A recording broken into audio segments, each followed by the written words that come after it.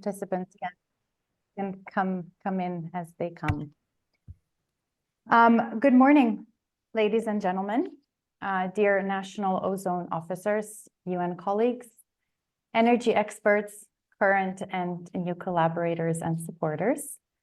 Welcome everyone to UNEP's OzonAction 33rd online meeting on the topic of energy efficiency pilot projects in motion, the why, how, who, and when. So questions for questions. And perhaps the 2 hours that we have today will help us get some answers.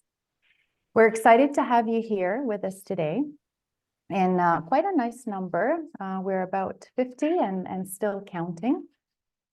So thank you for finding the time to join us. For those who don't know me, my name is Natasha Kochova, and I'm part of the UNEP OzonAction team, and I'm happy to be your facilitator for the meeting today. I'm also joined by my colleague, Ms. Mugure. A warm welcome to her. I will show you now just very briefly, the agenda. So that, just a moment, so that you have an idea of how this meeting will proceed. Okay. Sorry, it's a little bit slow, the connection here. Okay, so the agenda, after we're done with the scene setting, which I will take a few moments at the beginning, we will go into our first presentation. Our colleagues, Mr. Patrick Blake and Mr. Marco Duran from United for Efficiency, who will dive deep on the key components in the pilot project to transform markets to energy efficient and low GWP cooling. We will have a discussion after this, so please save your questions for that time. Please unmute yourselves also. This will be the next slide, which I will share with everybody. After the discussion, we will go into the second presentation of the day, kindly prepared by Mr. Bernhard Siegele and Ms. Isabel Airas from GIZ Proklima, and they will share GIZ Proklima's experiences and recommendations in conceptualizing and implementing energy efficiency projects. We will also have a Q&A session after this presentation, so please save those questions as well for that time, and then we will end today's meeting with some closing remarks. Which brings me to the next slide, some housekeeping, let's say, pointers during our meeting today. Please keep your Microsoft, wow. Okay, well, we're using such platforms, but microphones muted during the presentations. You may save the questions for the Q&A. Please use your camera if you wish to do so. It will be nice to see you. It will be a little bit more interactive when you pose your questions, but of course, you may do so also in the chat box. Interpretation is provided in Russian language. You may access that on the bottom of the Zoom platform. There's a globe icon, or maybe 3 dots. And you can choose the appropriate language channel for signal transmission. We'll kindly ask the presenters to speak clearly and slowly to enable quality interpretation. And this online meeting is recorded, so with your participation, you agree to that. And now the recording has been started, I believe. Yes, good. Good. So welcome again, participants. To begin, as a scene setting, let's say, EE, or energy efficiency, as we know, is a broad, multi-layered, complex topic with many opportunities, but also certain challenges. We do have realities and perceptions along the way. And maybe to a little bit clarify that part or showcase it in a more visual manner, I can share this next slide with you in terms of what those maybe perceptions could or would look like.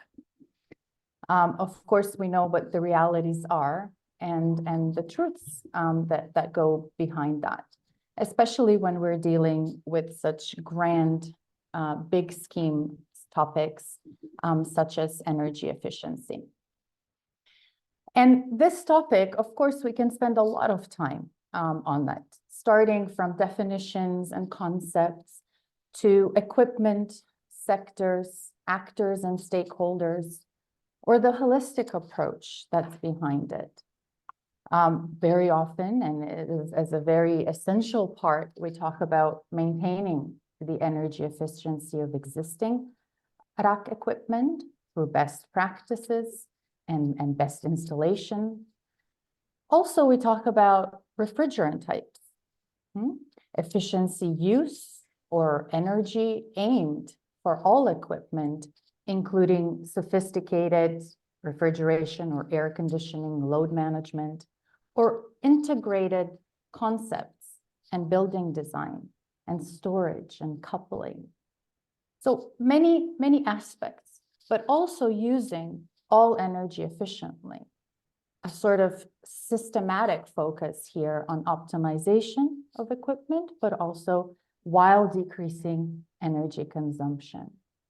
And then a further example is the increase of energy efficiency of equipment, for instance, which is a process that has been ongoing for years now, and it is being addressed in national regulations. But the new refrigerant conversions could bring a new momentum, an interesting take on to the current scene.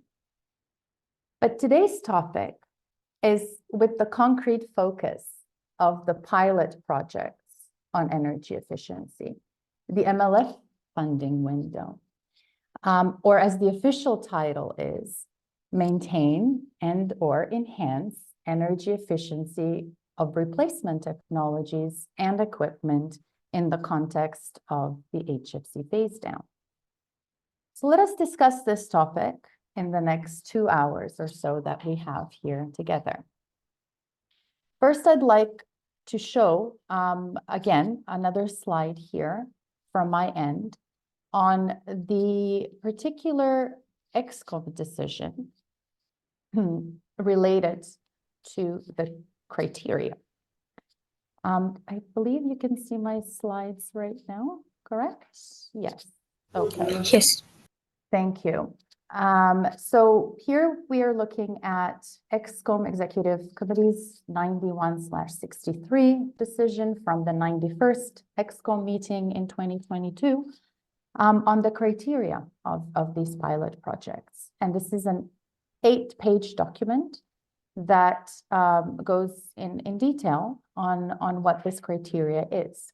And particularly for section 2, it explains the qualifying and evaluation criteria that's behind the different sectors, also in regards to what these activities can be when we are conceptualizing these projects.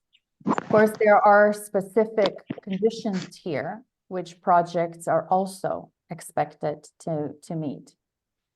But what's very important to note is that this can be done through the KIP, of course, the Kigali implementation projects, which are with the specific focus of the HFC phase down.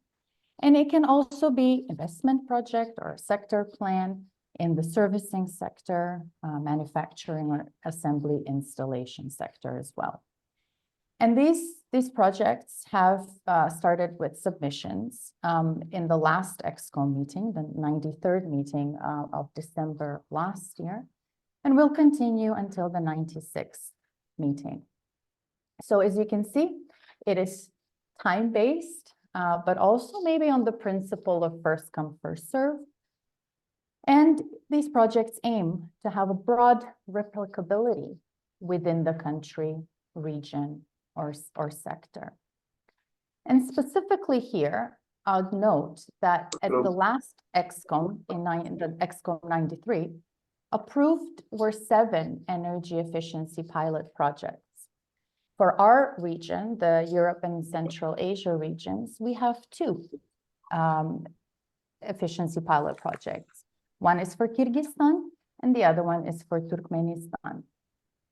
And 2 other countries have included them in the business plan for our ECA region.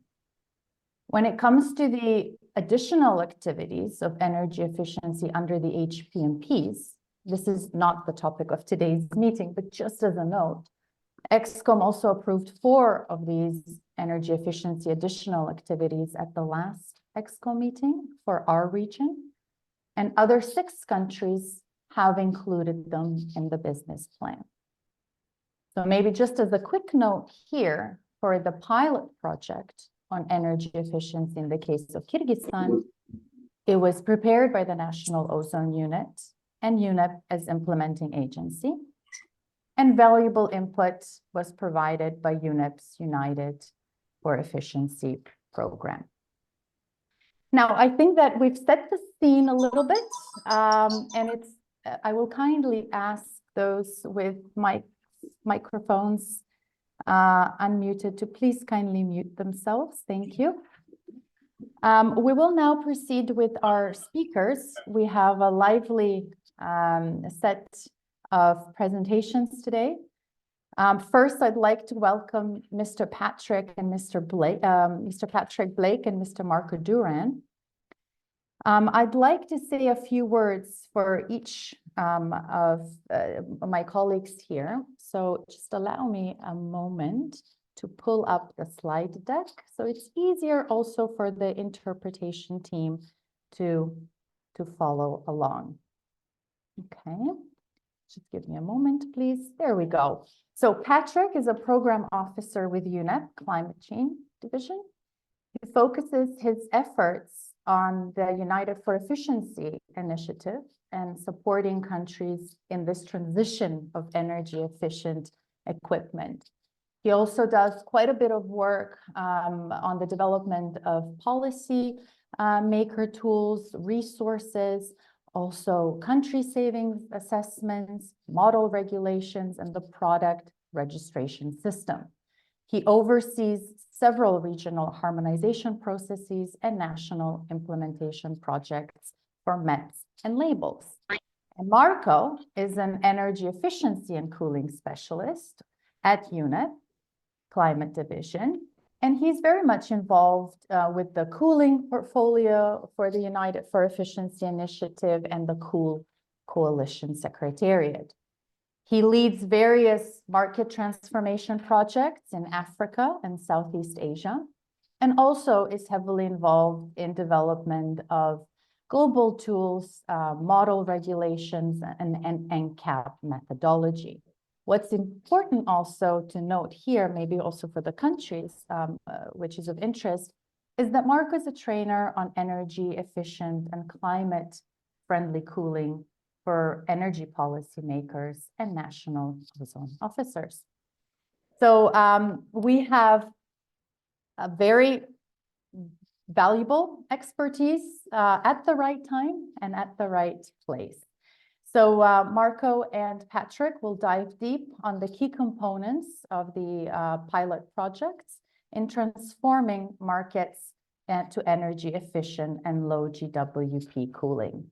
So gentlemen, when you're ready, please take the floor. Thank you, Natasha. Good morning, good afternoon, everybody. It's a pleasure to connect with you again.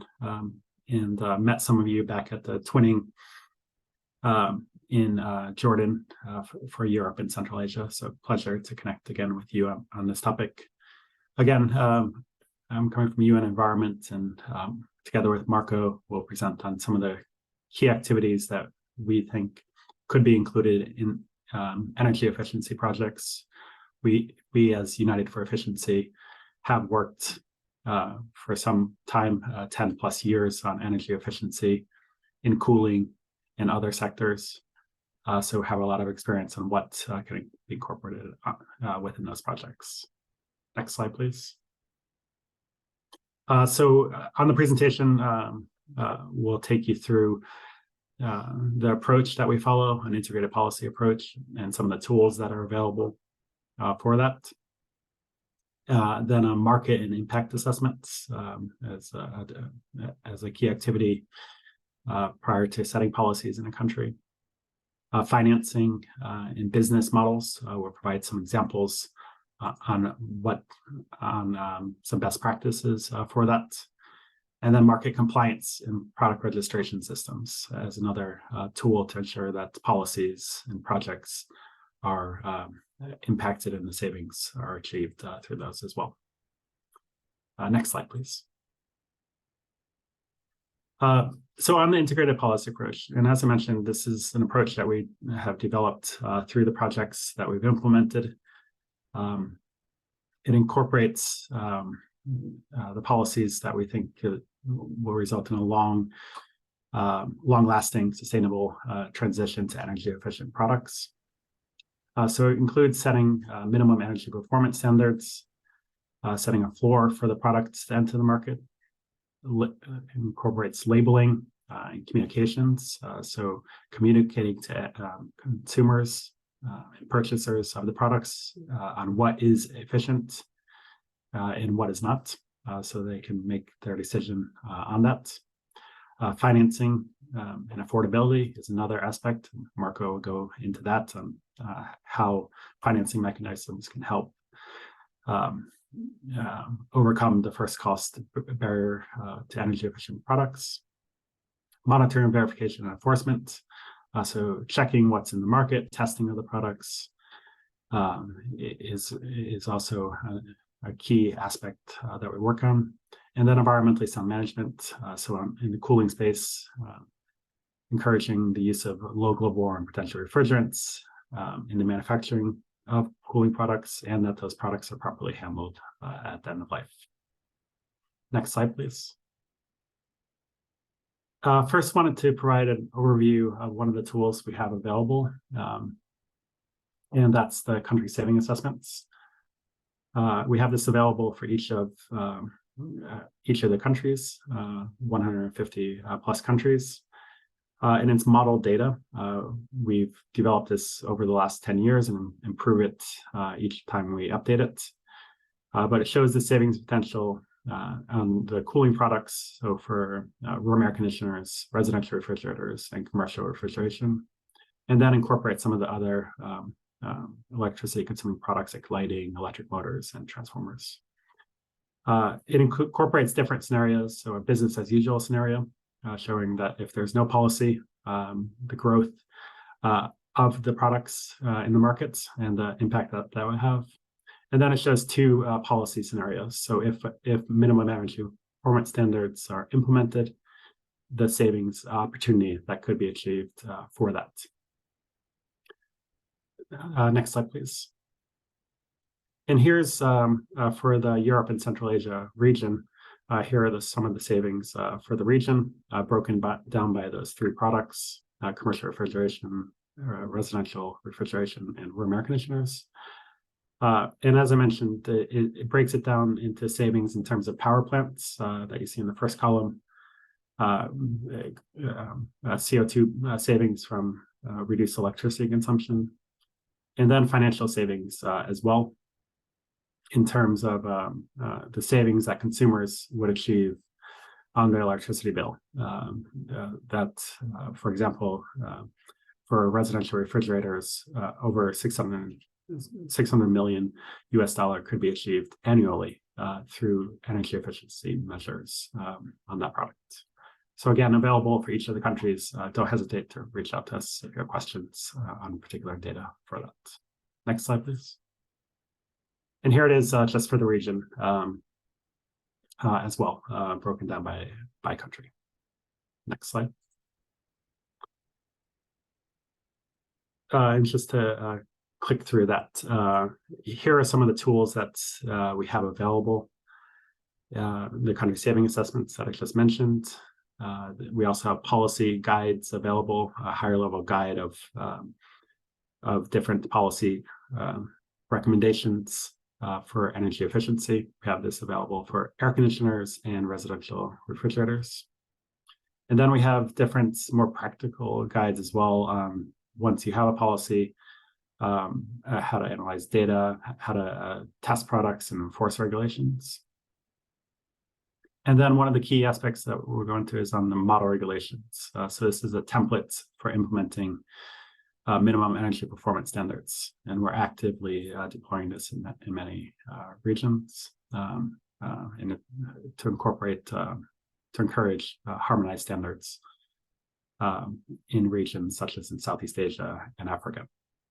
Next slide, please.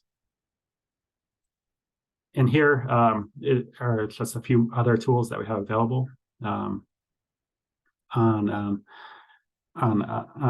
toolkit for lighting appliances for sustainable public procurement. So MEPs are important, but as a government as well, it's possible for the government to encourage even more efficient products. So we have a sustainable public procurement guidelines as well.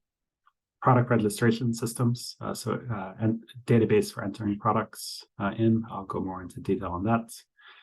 And then a guide on financial mechanisms for energy efficient products as well. And Marco will speak, take some examples on that. Next slide, please. Here on the model regulation guidelines. So in the cooling space, we have this available for room air conditioners, refrigerating appliances, and commercial refrigeration. And this really is a template that can help when you're developing or updating MEPs, that it can help set, it has the criteria in terms of efficiency, global warming potential within that.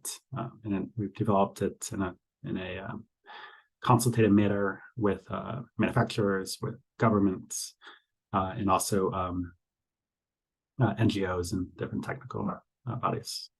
We have as well 2 new model regulations also available for off-grid refrigerating appliances and also ceiling fans as well. Next slide, please. And as I mentioned, the aim of this is really a starting point to help simplify the adoption and implementation of minimum energy performance standards. It has the tiers for efficiency within its refrigerant requirements, and also in labeling as well. We have a lot of material online, so happy to go more in detail on that as well. Next slide, please. And with that, I'll hand it to my colleague, Marco, who will take us through this part of the presentation. Thanks. Thank you very much, Patrick, and very happy to be in the sharing with the Ozone community. We always have good experiences with different trainings and different workshops and so on. I'm just gonna take it from this tool, and then we're gonna be also presenting some examples on how to put all these tools into application for pilot projects. Now, just going into national cooling and heating action plans. It is very important to also set up a planning before to understand the different sectors and subsectors of cooling, diagnose what is the national situation, what are the important stakeholders, what are the relevant stakeholders, but also what are the main areas to focus nationally. And this is very important because every nation is unique and is different, and therefore understanding that context is better. Than just trying to go and replicate, for example, something that has already been set. And then of course all the learnings from different countries are important, and this can be put into perspective in the national plan. It's important to also define not this national situation, but also the limitations and the scope or the priority sectors that will be taken into account for the first for medium term, and short term, medium term, and long term.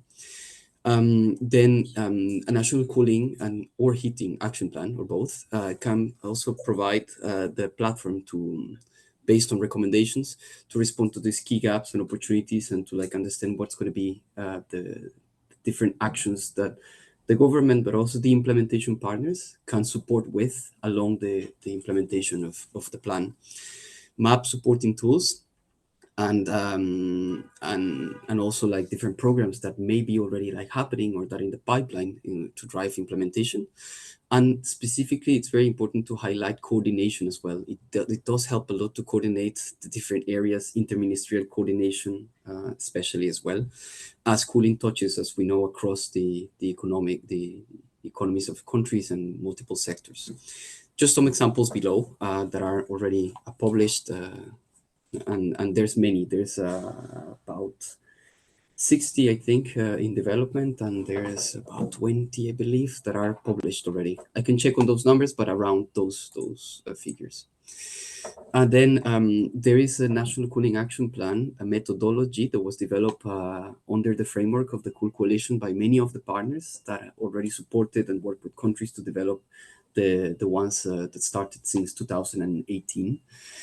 This methodology, the idea was to share knowledge, experiences, and lessons learned, and try to find consistency across, so that countries will not start from scratch, but at the same time have a pathway and guidance in order to do it faster than the previous, let's say. Also to update existing national cooling plans that may have a specific scope and expand the scope, or like take a more comprehensive approach and see through like the multiple sectors as well. This is available in that website, and of course you can come back to us if you have any questions on it. Now I'm going to dive into like some of the components for pilot projects, or the different components that a market transformation for energy efficiency products should have. And the context that we provided before with all the available tools, we're going to also like point out to like what tools are helpful for each of these different stages. And of course, market assessment, and you know very well because of all the work with the HPMP and also now with the KIPs. But broadly, a market assessment for a national cooling plan or for setting up minimum energy performance standards or a voluntary mechanism is the key point at the beginning, where we will understand, we do stakeholder analysis and map the key actors as well. And depending on the target of the market assessment, whether it's a voluntary mechanism, also understanding the financial sector and like potential sources of funding, for example, for MEPs, understanding the manufacturing sector and the supplying sector and so on. That's a very important point. The existing data and data collection. So mapping what is already available and collect new data through surveys, through visits, through existing databases as well. To understand product stock, what equipment is in the market, what refrigerants is this equipment using, what is the efficiency, and also product sales as well, like what is being sold in the retail market and what is the efficiency of that equipment, not only to understand the stock, but also to understand what's coming into the country or what is the country putting up for what is being sold in the national market. Then expert interviews are very important to understand things such as technology availability, distribution channels, barriers and conceptions and incentives, and also installation and maintenance practices. The market assessment empowers policymakers and regulators to make informed decisions. It provides the justification to make some of the decisions, but also the evidence to set up the steps and make decisions. We have a set of guidance as well, like some tools for market analysis, labeling, and compliance. And this is the first one that we wanted to highlight is protocols to conduct market assessment and impact assessments. So in these documents, you provide guidance on the different steps in order to carry out a market assessment. I want to highlight an example that is from a different region, but it's something that we have been working together with Nigeria, which is the largest air conditioning market in Africa. And then I wanted to show a bit what this market assessment looks like and the work that we were doing. The target is for the update of their minimum energy performance standards. So we've been working together with the Energy Commission and the National Ozone Office in this work, and together with other efforts that have been ongoing in the country. As I mentioned before, the first point was to understand the types of air conditioners commercialized in the country, to address the gaps, what data sources are available and what is needed, and then to fill in those gaps with, and we carry out missions to different, some of the major cities in the country, interviewing the assembly industry, interviewing the suppliers, and also going to retail stores and like looking at what was being sold in the market. And this will enable the development of well-informed minimum energy performance standards. And as I mentioned before, like types of air conditioners, for example, like the share between split and like standing window portable units that were found. Then the capacity share as well of the equipment and trends of their market. Then also very important, the refrigerant type and the energy efficiency. So we found, for example, that R22 is still predominant, and they're working on phasing it out. It's no longer like sold in the market, but there's still equipment that are being phasing out. Also the energy efficiency rating, they're using the EER, and then like we have, as you can see in the graph, we have a distribution by energy efficiency and by the numbers that were found in the shops. Then the prices and their correlation with energy efficiency, which is quite important to understand like how the price will impact the decision making of consumers as well. That was analyzed based on the information available. And then, for example, we ran a comparison on the different labels that are globally, and we're adding like some other labels and some other energy efficiency from the region as well. Also comparing to the work that Patrick is leading on the harmonization of minimum energy performance standards for the Southern African states and the East African countries as well. And as you can see, this is very important in order to provide like those decisions on whether how the market can transition to different metrics that are able to capture better, for example, variable speed air conditioning through SEER, but also to understand where the market sits as of now compared to all their, let's say, to all their minimum energy performance from the region, but also to what's coming up in the future. Then we move to impact assessment. And what is an impact assessment for the minimum energy performance standards? We have to understand by setting up a level of MEPS, what is the impact in the equipment that exists in the market that is being sold, and like how many of those equipment, for example, will be phased out, and what are the trends for the local suppliers in order to move or to leapfrog to higher efficiency equipment. So we of course analyze here the impact of the recommendations, and this can be done through scenarios, for example, different scenarios of MEPS. And then on the ownership the ownership cost of an air conditioning is not only the upfront cost, but we have to also analyze, as we can see here, the life cost of it, initial price, but also the operating cost. And with that, it's important to take into account electricity prices and like how much it would actually benefit consumers as a whole, and not only for the initial pricing. And then for the label as well, it's very important to understand like how many of the equipment will be classified in each of the labels, of the label levels as well. For impact assessments, it's also fundamental to take into account the energy savings at country level, because of the impact in the energy grid, especially in a country such as Nigeria, that the energy grid is sometimes overloaded, and then this is expected to increase. But it happens in many countries as well. And due to the projection of sales in air conditioning, this could like rise quite highly.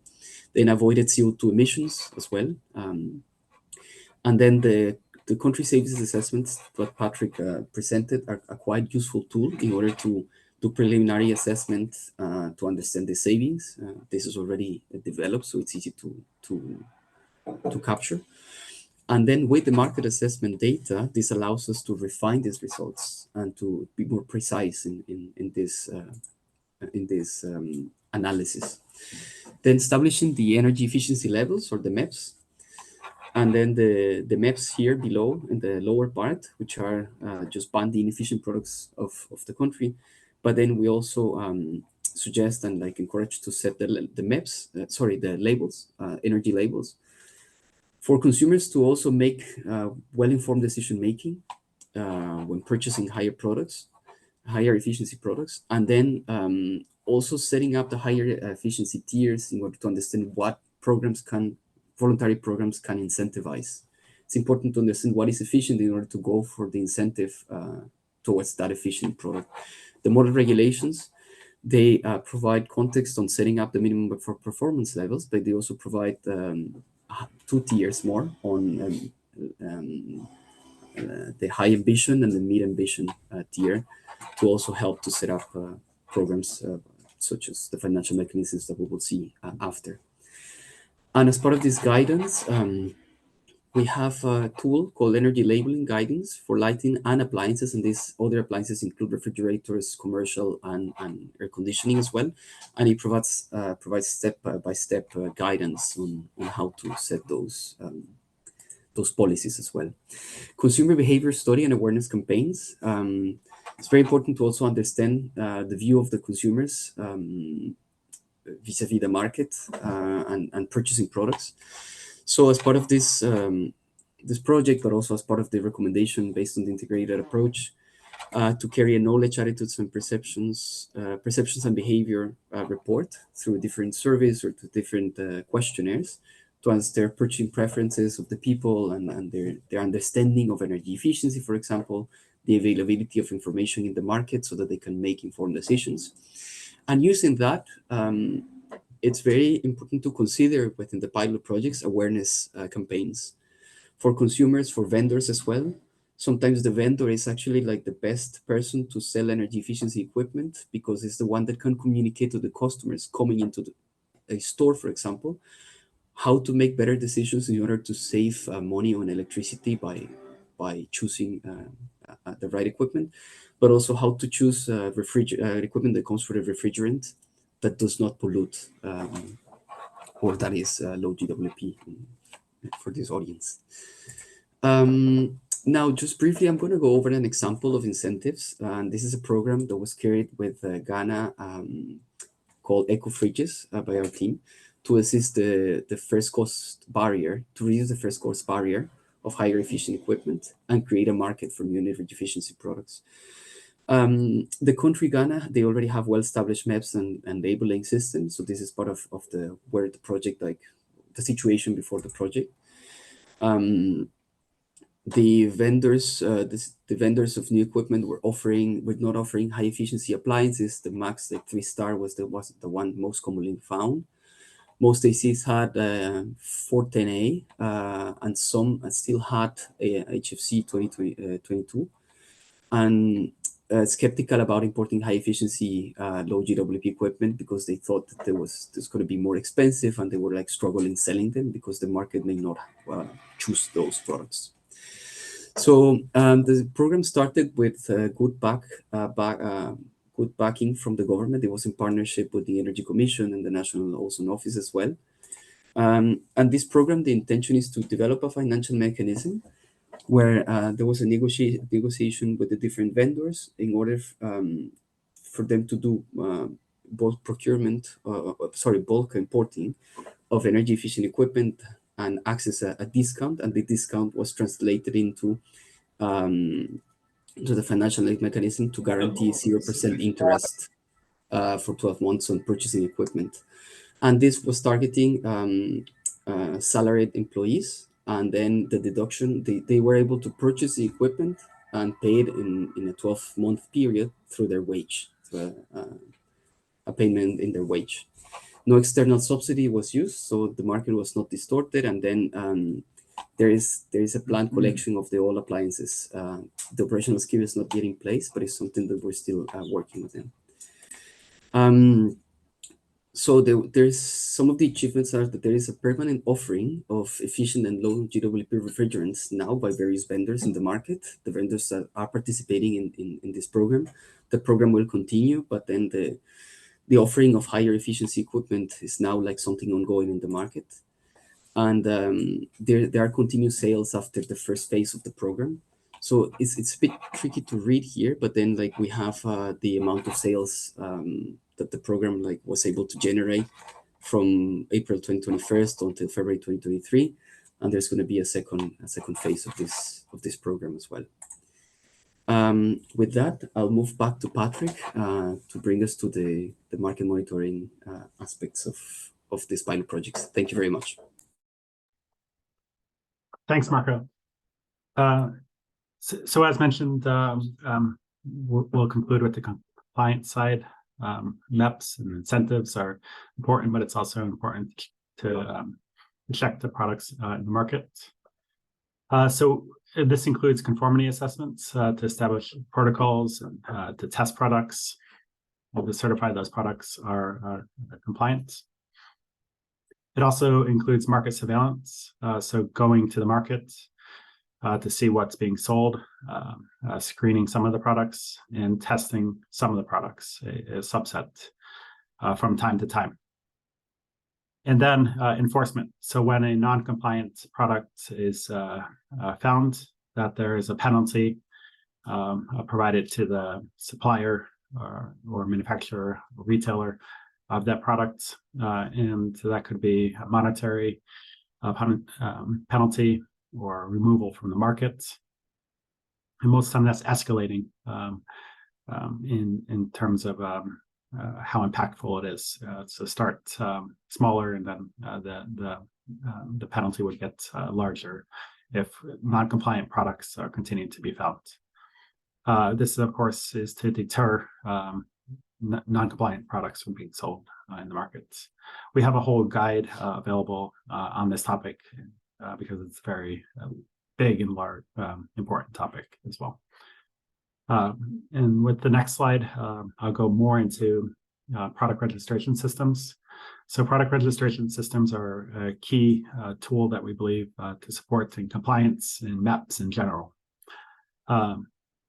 So what do we mean by a product registration system? So it's that a test of the product is conducted, as mentioned previously on the previous slide. And then that information is put into an application by the retailer, manufacturer, distributor of the product. And that incorporates information on the product itself, its size, its color, but importantly, the efficiency of the product and the refrigerant type and global warming potential of that product. From there, an assessment is conducted by the regulator or the program manager that's overseeing the product registration system, normally within the government, but in some cases, these systems could be managed by an industry group as well. And then with approval, that product would have be available to be sold on the market. So that's in 4 short steps, the different steps required within a product registration system. There's different ways to conduct this. We've seen some examples of regional product registration systems, countries group together and have one that, of course, reduces trade barriers and reduces cost. And then, of course, there's some national systems. And I'll provide a few examples of both of those. Next slide, please. But first, why should I implement a product registration system? So it creates the database of product information. You can't do market surveillance if you don't have first a list of the products that are compliant. So it would allow for that to be done in a much smoother manner once you do have that list of compliant products. It also allows you to monitor what products are sold in the market, and that helps in setting of standards and also, importantly, updating them, because efficiency is not a static policy. These standards should be updated over time. And then it places information on environmental impact. So in terms of efficiency and on the refrigerant type, it allows the government to be aware of the products being sold in the market. And that can, of course, relate to their international commitments on climate and also underneath the Montreal Protocol. It fosters economic development and that competition amongst manufacturers as well. And some of this can also encourage, can be consumer facing, that some of the information is communicated to the end user through QR codes. So, for example, they see the energy efficiency benefits that they could have from one product in comparison to another. Next slide, please. So here on this and the next slide, we have 3 different examples of product registration systems.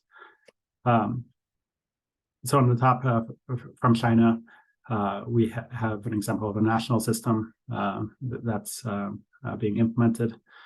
It includes energy efficiency testing. In this case, the laboratory fills out and uploads the testing information. And from there, the manufacturer can start the label and registration from the test reports. And then a QR code and the label is produced through this. So it really provides from testing to the end label that can be put on the product and displayed there. Then in the European Union, there's so covering 27 countries, and it's rather large scope as well of 32 products. So there, it allows for the data to be entered by the supplier of the product, including uploading the test report, and then it creates a label and a QR code as well. What this also allows to be done, as you see, a batch product data can be entered. So a supplier that is selling 20 or more products, or they're able to upload those all at once. So it really reduces the time that the supplier would spend on this process. Next slide, please. And then on India, we have an example with includes 19 different products, and it's similar that the data is entered, the test report is uploaded. It could also be submitted in a hard copy. With some countries, the 2 routes are preferred to allow that option for suppliers to enter it. And then the regulator, the Bureau of Energy Efficiency in India, reviews the information and then approves it for the market. There you see the label as well. Next slide, please.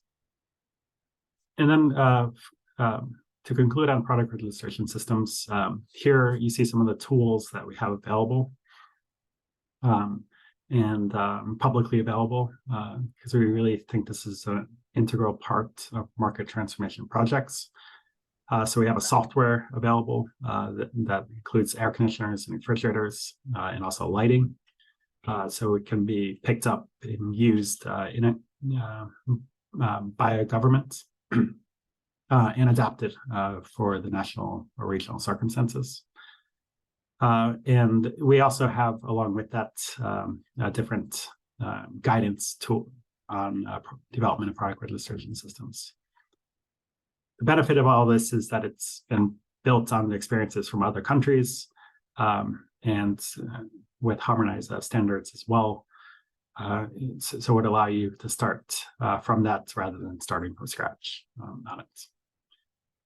So next slide, please. Just to conclude on the different topics that Marco and I covered, because we really wanted to put forward some recommendations for the energy efficiency projects that you are developing. It includes setting minimum energy efficiency floor for products, so setting the MEPS levels or updating those in some cases if they're already available. And we have that tool, the U4E model regulations, available on that. Then on the incentive side, we have examples, including from eco-fridges, on how the market can be incentivized through a financial mechanism with zero interest financing and the support of the government. And the MEPS and the financing incentive really work hand in hand. That really having both those setting a floor and then incentivizing the market is important for a broader market transformation. And then on compliance products, is integral as well. And we believe the product registration system is one of the first tools that a government should utilize in understanding and communicating on the products that are compliant within the markets. And then finally, there's a number of tools available that U4E has, and we developed with a range of different partners across all those. So really don't hesitate to reach out to us, and we'd be pleased to support the efforts that you're developing on UNEP's energy efficiency projects. So with that, thank you very much, and happy to answer any questions. Thank you. Thank you, Patrick and Marco, for providing this insightful presentation with a lot of useful information for our NOU stakeholders in terms of the key components applicable for the energy efficiency pilot projects. So ample work done and resources prepared indeed. As a quick summary, based on what was just now presented, you talked about integrated policy approaches, methodologies, market analysis and market and impact assessments, given, of course, with specific country examples such as Nigeria, and also impact assessments of MEPs and the importance of adoption of MEPs. Also country savings assessments and opportunities. This is something which is always a perk and of interest, I think, for countries, and tools on how to support these market transformations, which of course go with certain aspects and challenges themselves, and how a product registration system not only works, but why is one needed, of course, in the examples of China and India, which were provided, and what support is available for implementation of such systems. So just the registration system, the product registration system is so multi-layered. You also touched upon the compliance and the behavioral study incentives. Here, example from Ghana with the eco fridges. Something that also caught my attention on slide 6, I think it was at the beginning of the slide deck, was a custom tailored slide to reflect the ECA, the Europe and Central Asia region, depicting the savings opportunities of countries in this region, even when just applying the minimum ambition scenario. So this information is definitely useful, I think, for the countries in this region in particular, because the focus is on this region. But of course, you know, globally, when future projects are being considered, because in addition to these cost savings, synchronized implementation of energy efficiency and HFC phase down would allow, in particular, Article 5 countries to work closely with the industry to develop comprehensive policies to support implementing energy efficiency measures while phasing down HFCs. So having said that, dear NOU country representatives in the call we have today, we hope that this information which was shared could assist your countries in navigating the complexities of energy efficiency market transformations. And maybe with this, we can open now the floor. You've been incredibly patient, and thank you very much for that, to questions from our audience. Of course, I think we have already broken the ice here from what I can see in the chat, which is great. We have a few questions from Silvia Romano from the Centro Studi Galileo.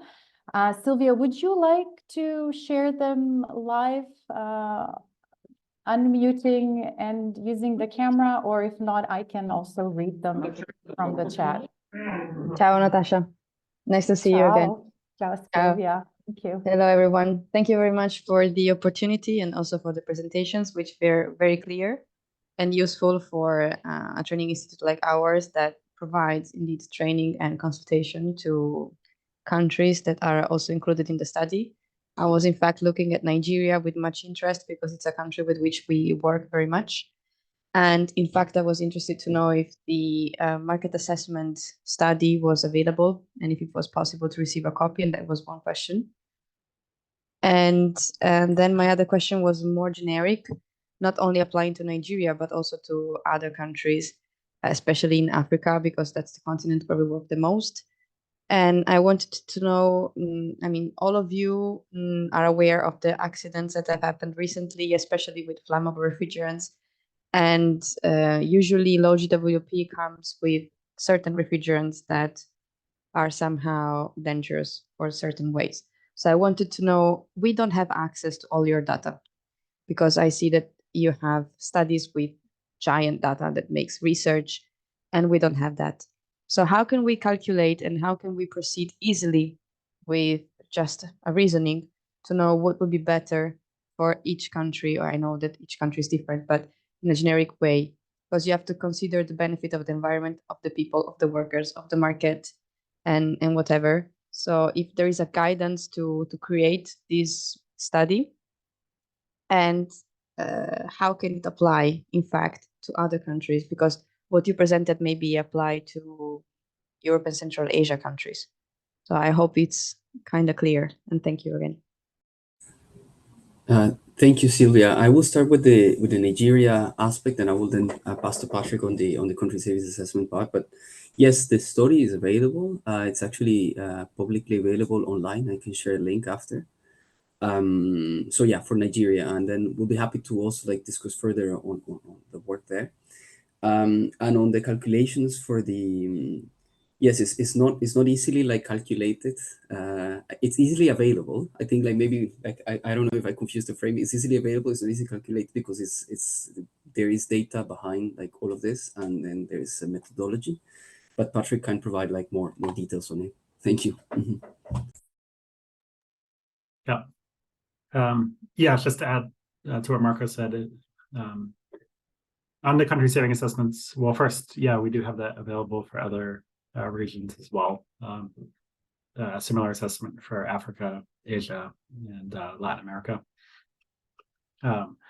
And we do have guidance. Our work is a lot on energy efficiency.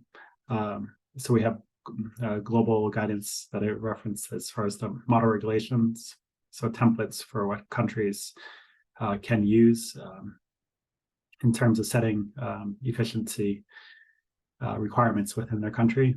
And it also does include global warming potential levels for that as well. I think there are some programs underneath Montreal Protocol that are more active on the refrigerant side, and also training for this for technicians, proper handling. So this is incorporated. So, but our work is primarily on the efficiency side, and we have methodologies for the country saving assessments that you see here, and also on the guidance for minimum energy performance standards.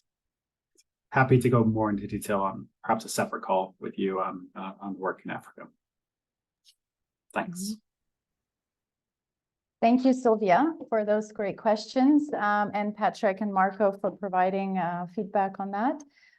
We hope that satisfies the questions that were posed. Of course, you know, bilaterally we can also further discuss. Thank you, Sylvia. In the chat, I don't see other questions, but we give some time if maybe somebody would like to pose something or unmute and share with us, so I can also see you.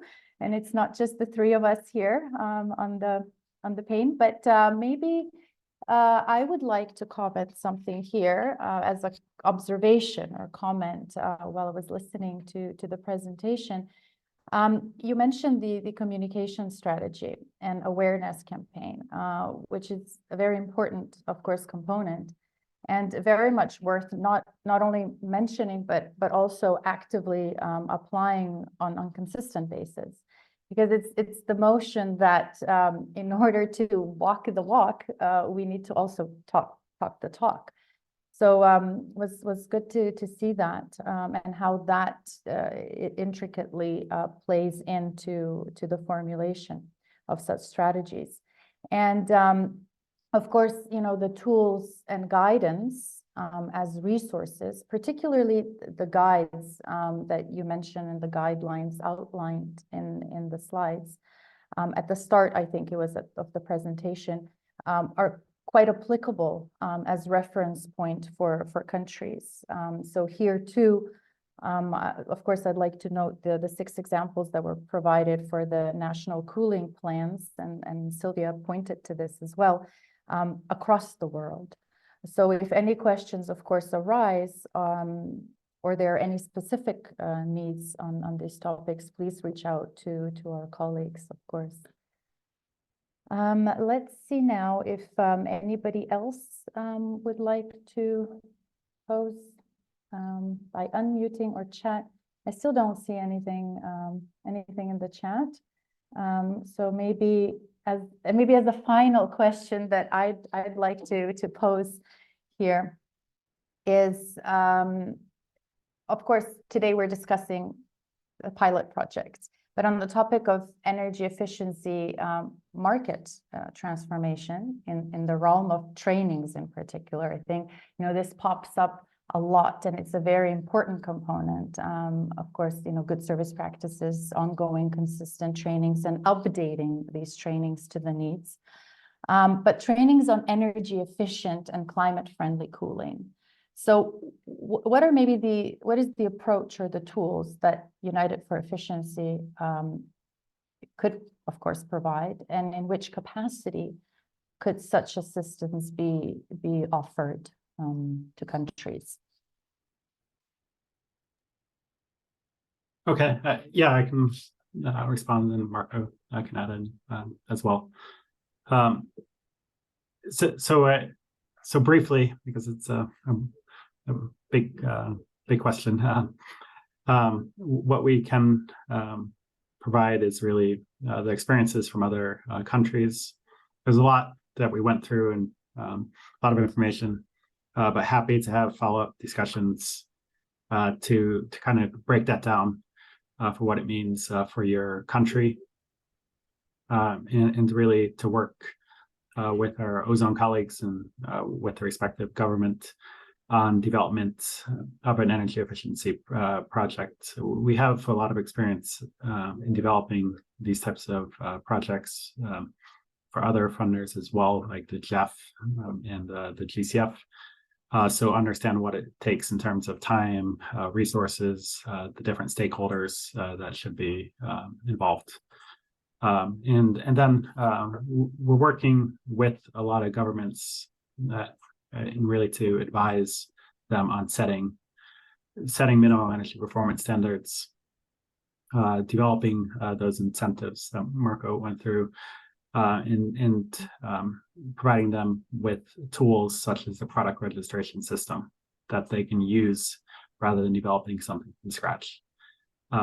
So really working with the governments as well during project implementation to support those efforts. So in brief, that's some of the things that we can provide. But Marco, thank you. If you can add in as well. Yeah, thank you, Patrick.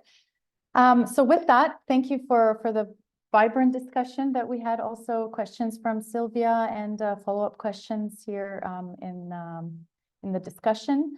In the interest of time then, we will move on to our next speakers, but we will though take note of any questions that come in the chat in the meantime, or if you'd like to pose them in the second Q&A session, of course, and we can provide that feedback where needed also after the meeting. So let me now pull up a few slides also for our next presenters. Just a moment, please. Okay. It's going a little bit slower today on my end. I think it might be also the internet connection. You should be seeing the slide now. Right? Yes. Perfect. Thank you. So we have a next up, our representatives from GIZ Proklima, Mr. Bernhard Siegele. He's the head of GIZ Proklima. Of course, supporting in the role the implementation of the Montreal Protocol, leading on projects in that domain, and has been in that position since, well, for a while now, 2011. Of course, here, Germany is one of the partner, the bilateral agency in the MLF, implementing, of course, projects in this domain with 20% of its contributions directly. And being committed to international cooperation, he has lived in a number of countries around the world, and with that has quite diverse experience also in the work. And we also have his colleague, Ms. Isabel Airas, working since 2020 as advisor for climate change and ozone protection within the GIZ Proklima program. She's involved in all the processes around the Montreal Protocol, including policy and technical aspects. And she too has lived in quite interesting places, varied places around the world. So again, quite a bit of experience there. And they will kindly share the experiences from GIZ point of view and recommendations in conceptualizing and implementing energy efficiency projects. So the floor is yours, and please proceed when ready. Thank you very much, Natasha. I will just firstly share my screen, just a second.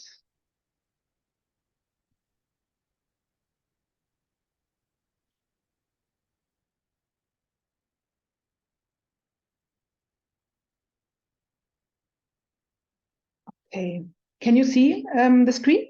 And can you hear me? Yes, perfect. Perfect. Thank you. Okay, great. Well, thank you very much, Natasha, for the introduction. Yeah, as Natasha already said, Bernhard and I, we work with GIZ Proklima, and we implement 20% of the German contribution already for many years. Like Proklima is already working with Montreal Protocol around 25 years. So we have a very extended experience in the program on working on all these issues.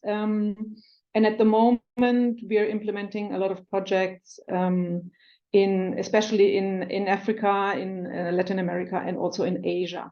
In your region, not so much, but well, I have actually, as Natasha said, I've lived 5 years in Serbia, so the region is dear to my heart, and I really hope that maybe in the future we will also be able to work a little bit in this area.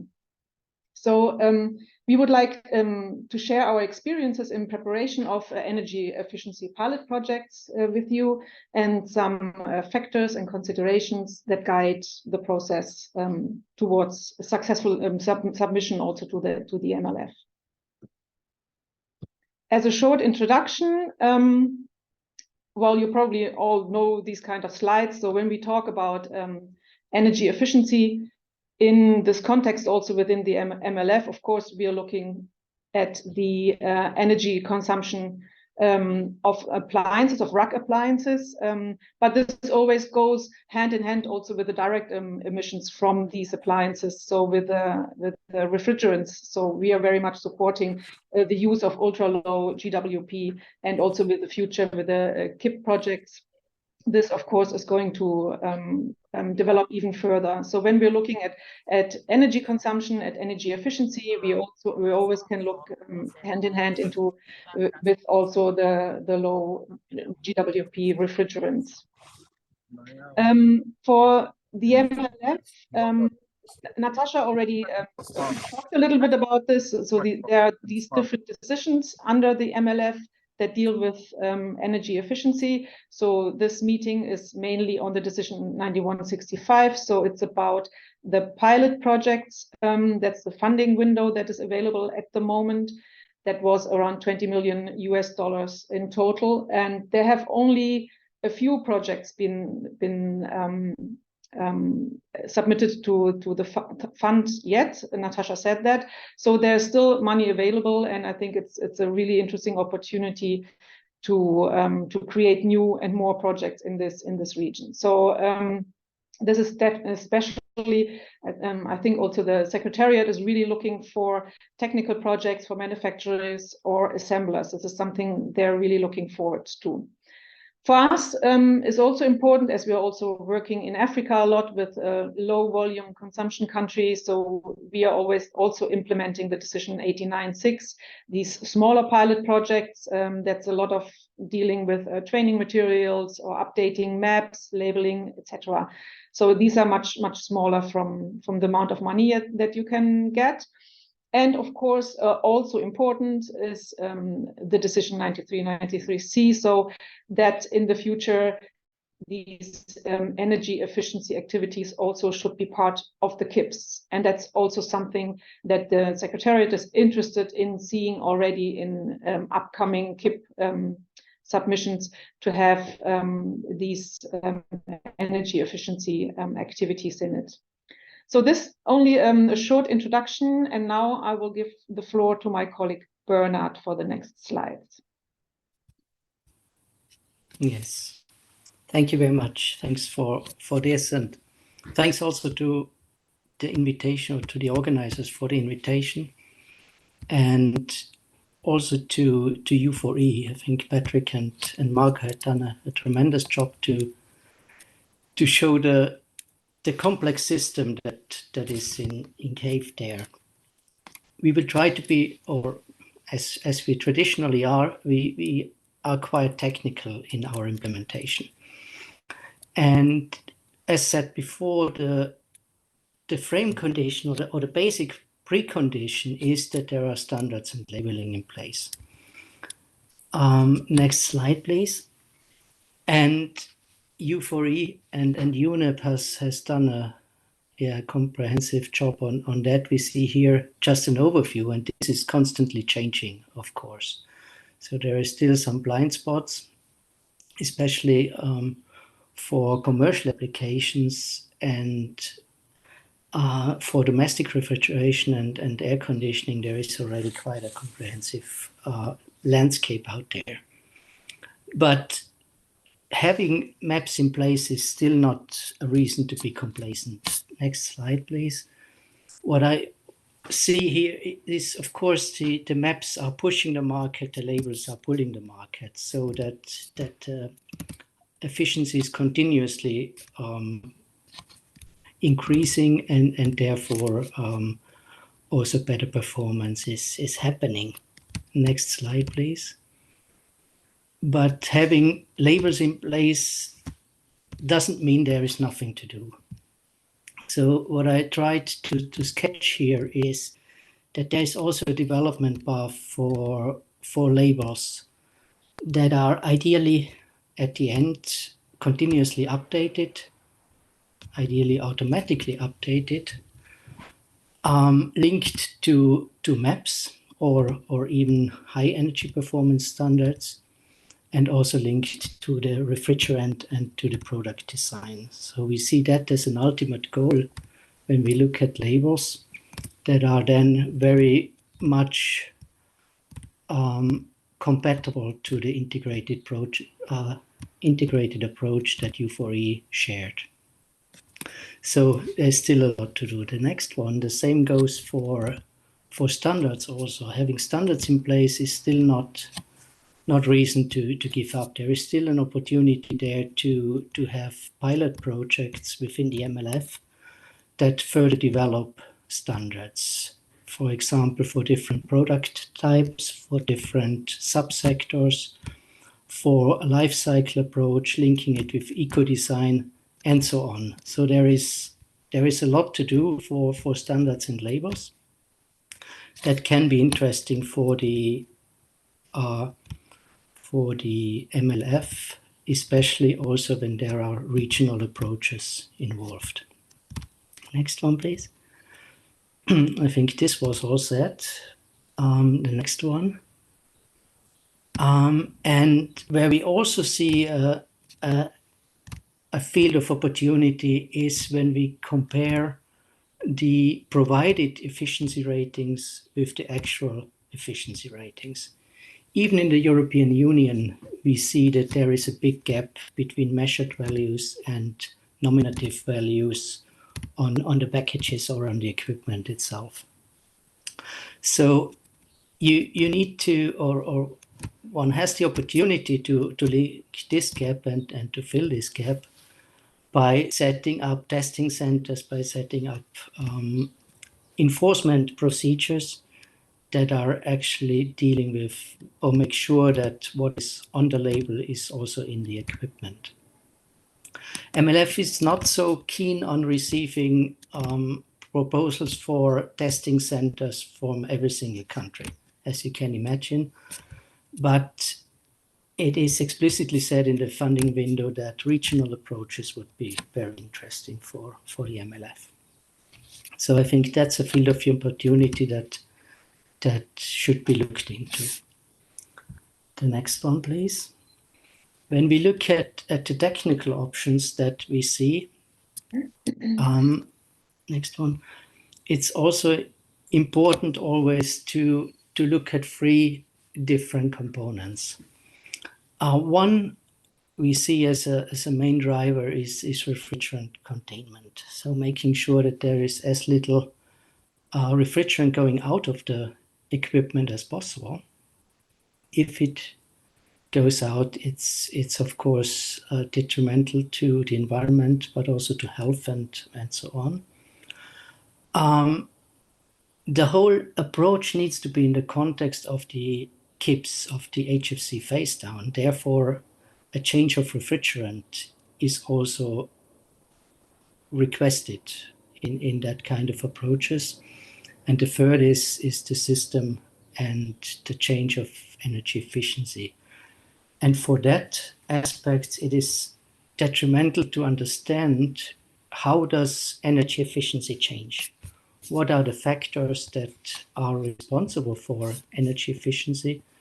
And how could be that we at least maintain or better enhance it? And then we look at the next slide to give you an impression of the different criteria or different components.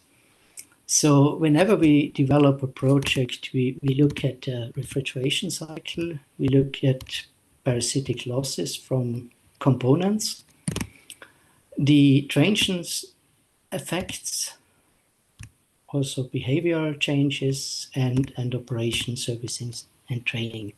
So these are integral ways to look at it. And I'll go through these different aspects now one by one as an overview. And what we see, so when we look at the refrigeration cycle, an equipment in different countries works differently. It's not a one by one, but it has to do with behavior. It has to do with the outdoor temperature, with the indoor temperature that the client is using. And it's simply a system that needs to be adjusted. So choosing the refrigerant, and you all know after 25 years of GIZ involvement in the MLF that choosing the right refrigerant is very core for our approach in that. And we will not get tired in preaching that natural refrigerants are the choice of the future. And that has not just climate reasons or ozone depletion reasons, but also many other environmental implications that are just there. Next one. Additionally, you need to identify the effects, how a refrigeration cycle and how an optimization is really affecting your energy consumption. And that is also a very important aspect to it. We don't do energy efficiency projects just to increase efficiency. In the long run, it needs to reduce energy consumption, and it needs to reduce overall and absolute emission levels. So it's absolutely central, I believe, that we choose that in with this background. Next one. There are lots of tools out there to make it transparent what affects refrigerants, the refrigeration cycle, and optimization has in terms of measuring efficiency, increased efficiency. This is just one tool that was developed by the VDMA, the German Association for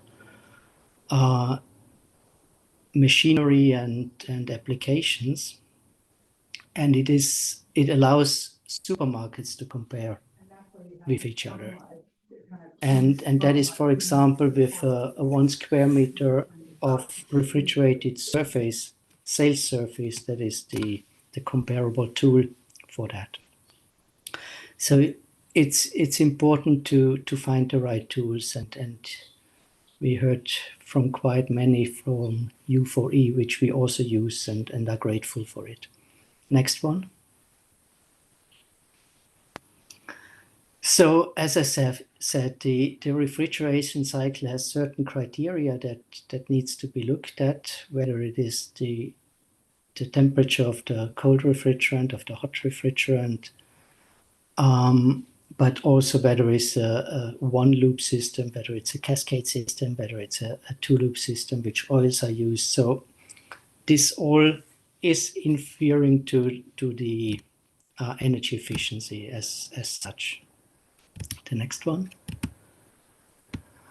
And depending on the measure you take or is being taken in the system, it has a huge, we symbolize that here with 3 pluses, huge impact on energy efficiency or energy consumption, or less.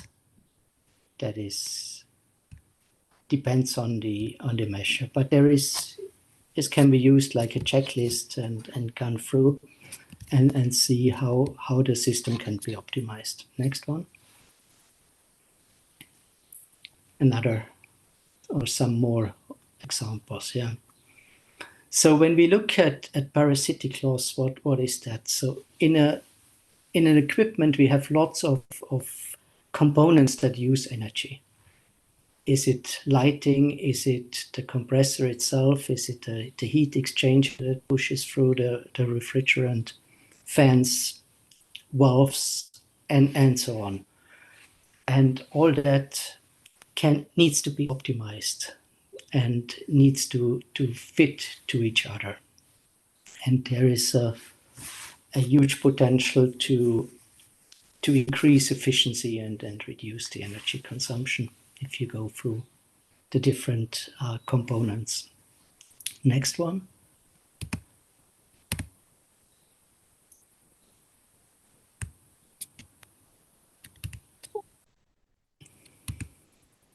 No. And again here, some measures have a bigger impact on energy efficiency than others. And that can be just gone through in the projects, and we are doing that with every single project where it applies. Next one. When we look at transience effects, it means that this can also, so energy efficiency is also impacted by ambient conditions, for example. So when the ambient temperature is reduced, it has an impact on the system. It has an impact on the condensing temperature, on the evaporation temperature, and so on. Or the heat load of the building, when there is huge sun impact and sun radiation, then the system works differently as when it is in the shadow. When the outdoor unit, for example, is installed on the north side, it is different from when it is installed on the south side, and so on. So there are different considerations that impact the energy efficiency. Next one. Again, a checklist that can be used to go through with the different options that have impact on energy consumption. Right, next one, please. So then we also have an impact that is from the cooling demand of the building, of the flat, depending on which equipment it is. Crucial to that, of course, is the quality of the insulation and also the amount of the infiltration. So what comes in as a radiation and as a heat load. And next one, please. Again, this can be simply gone through and seen what is done. So, for example, when we look at a sales cabinet in a supermarket, for example, in Europe, more and more the glass doors are installed to contain the cold, to use a lid. In many AF countries, I don't see that still, and that has definitely huge impact on energy consumption. Next one. So, and continued, but I don't go into details. But what I consider really important is to make all this transparent. So to make the changes visible. What is indeed to reduce consumption when a cabinet has a glass door on the equipment, or when the waste heat is used for cooling and so on. So there are many tools out there that can be used. But important is that you make it, or it is made transparent and tangible for the end user to convince. Next one. Apart from technical options that we have and that we can go through one by one, it's also operation and maintenance that is crucial. Next one.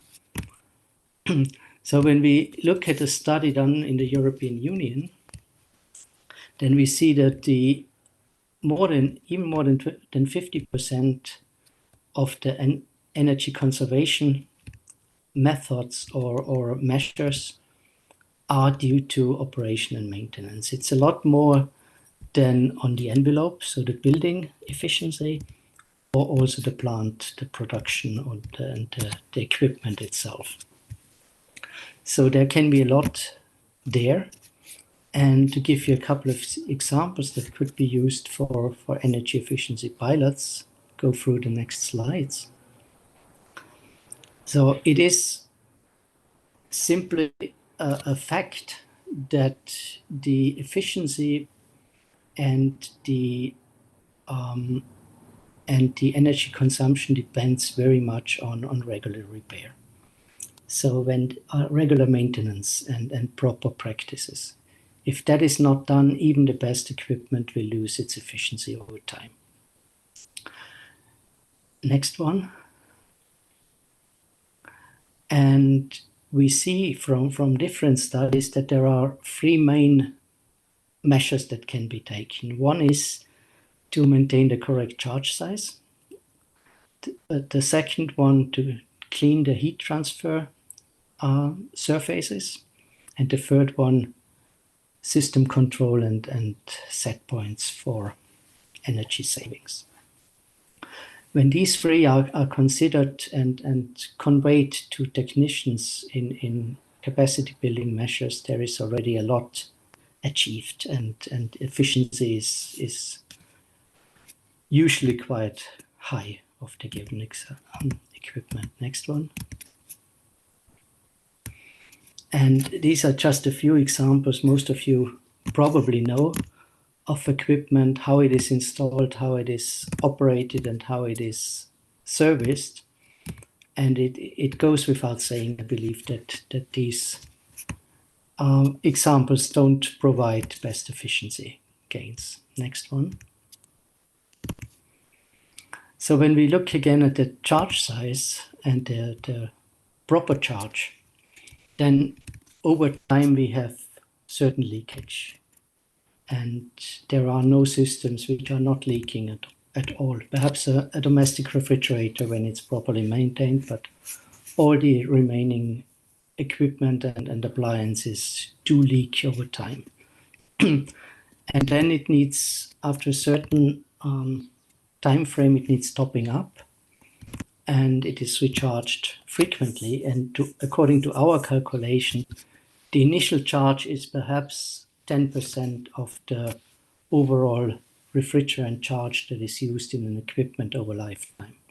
So 90% is either with topping up, or as it is the usual practice, that the entire remaining refrigerant is vented in most cases, and then it's totally and completely recharged according to nominal values. That is being done. But as a basic timeline, I think this chart is pretty accurate. The next one.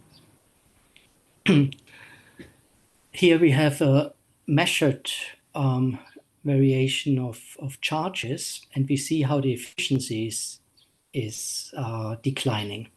So when we look at the x-axis, we have 1.0, which is the optimal charge size. And that is also the highest efficiency. When the refrigerant charge goes below something like 80%, we see a steep decline in efficiency. And the same goes for overcharging. When a system is overcharged, then it's also not running efficiently. So doing something about the equipment running on the optimal charge size is another opportunity, I think, for a pilot project in the MLF. Next one. And these are a couple of examples of leakage rates that were reported to the MLF in various applications, and we see also here that the average charge sizes or the average leak rates per year are quite substantial. And I must say, in many cases out there, we see even a few 100% per year that the system needs to be recharged. Next one. And over here is displayed that the yellow columns are efficiency rates with regular maintenance, so with annual maintenance, and we see that the yellow column of a 3.8 SEER efficiency equipment, which is the first yellow column, the efficiency can even be higher than a 5.2, 5.5 SEER equipment, which is not regularly maintained. And that should drive home the point that maintenance is simply the most important issue for keeping efficiency of an equipment. Next one.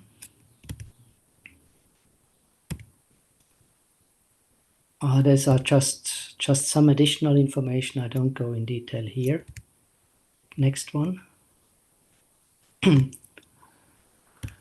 And here again, some average energy saving percentages that we see from the different equipments, which are either measured or estimated. And what we see is that in the HPNP so far, not many projects have really focused on such energy efficiency measures. It was purely good practices and perhaps leakage, recovery, reclamation, recycling, but not really focusing on energy efficiency measures. I think there is a huge opportunity there for many countries on MLF pilot projects. The next one.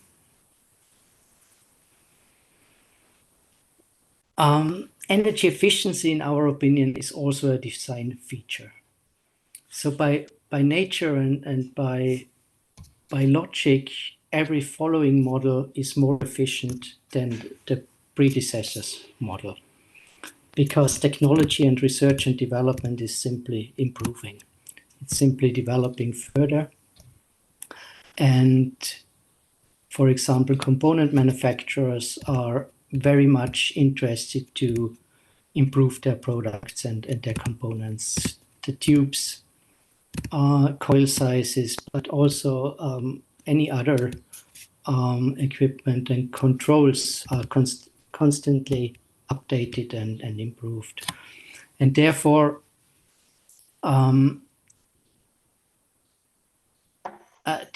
energy efficiency improves over time. But what the MLF tries to do with this funding window is to speed it up, to accelerate the energy efficiency gains in the RUC sector, and not just wait until next generations are put on the market naturally. Next one. And efficiency is always related to costs. So it is not just a how should I say, a margin issue or a marketing issue that 5-star equipment on the market is substantially more expensive than a 3-star equipment. It has to do with components, it has to do with materials, and of course with design. And what we have tried to summarize here is how the different measures that can be included in this case in a room air conditioner, in a split room air conditioner, has an impact on efficiency, but also on costs. So what I would like to take out here is, for example, the compressor with variable speed. We will see on the next slide, it has example costs. So it has, of course, higher component costs than a static speed compressor, but it has also efficiency gains. What we see here also would like to focus on this condensing tubes, so that the heat exchanger with different diameters. So microchannel heat exchangers are when economies of scales are reached, even have cost savings because the materials are less. So there is a lot less copper used or aluminum used for the heat exchanger than for the conventional ones. And when we compare this, next one please, when we compare this with the efficiency improvements and focus again on this example, the variable speed compressor has huge efficiency gains, and also the condenser tubes, so the heat exchanger in different diameters for the tubes. And considering this in product development or product or further design improvements, I think these are very valuable considerations. Next one. And when we look at this in a systematic approach, given the example of a split air conditioner, then the efficiency is decreasing with leakages, with not proper cleaning, with different systemic faults, or also temperature point settings and so on. The next one. But for all of them, there are measures that can manage and improve the efficiency as we elaborated in various aspects. Next one. And it has also, so it's a design feature on the one hand, but it's also an installation and a use feature. So even in how the equipment is installed, properly installed, how the equipment is used is also a huge impact on efficiency.